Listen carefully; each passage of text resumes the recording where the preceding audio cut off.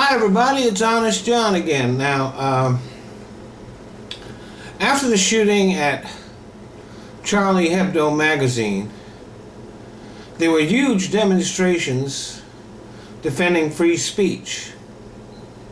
So it might surprise you to learn that France and some other European countries don't really have free speech. At least, not like we do here. In France, hate speech is banned.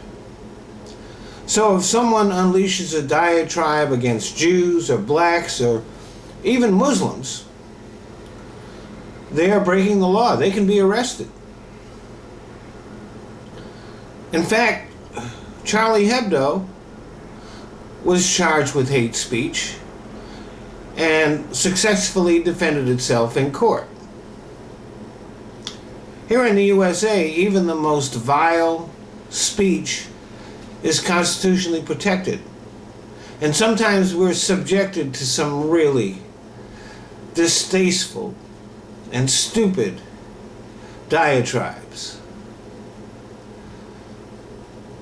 Like the Westboro Baptist Church, the Aryan Nation, the KKK, or sometimes it's just Mel Gibson or Rush Limbaugh.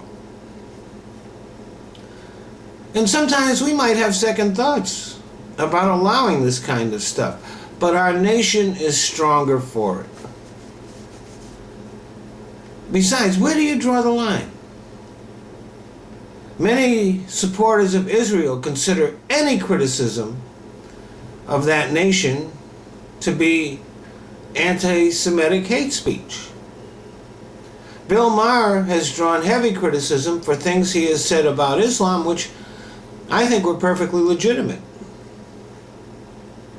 Isn't it better to tolerate the bigots, the haters, and the ignorant, rather than to have to justify your opinions before a magistrate?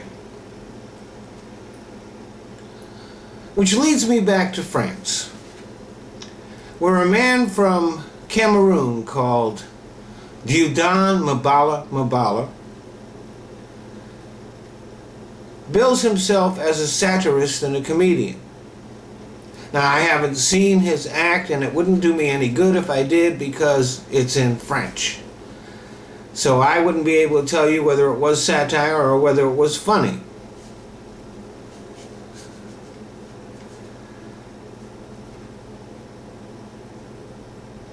It's reported that he's very anti-Semitic and uses a gesture on stage that is similar to the Nazi salute. He was recently arrested for a Facebook post which could be interpreted as supportive of the Paris shooters.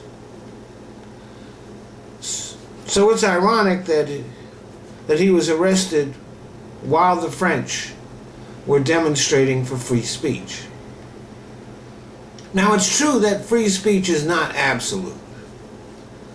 Libel and slander and fraud are illegal, although Fox News gets away with fraud every day.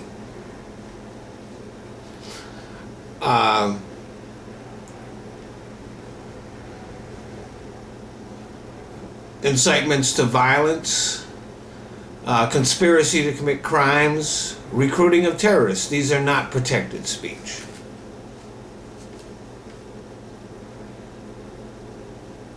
But no matter how much we may detest some speech, I think it's better to tolerate it than to ban it.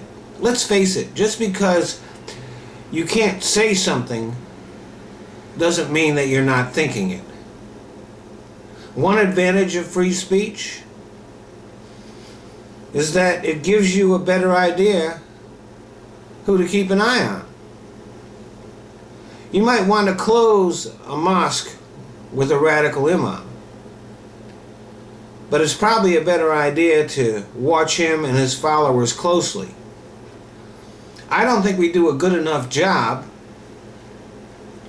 watching our right-wing nut job groups out here But we do absolutely know what they're about.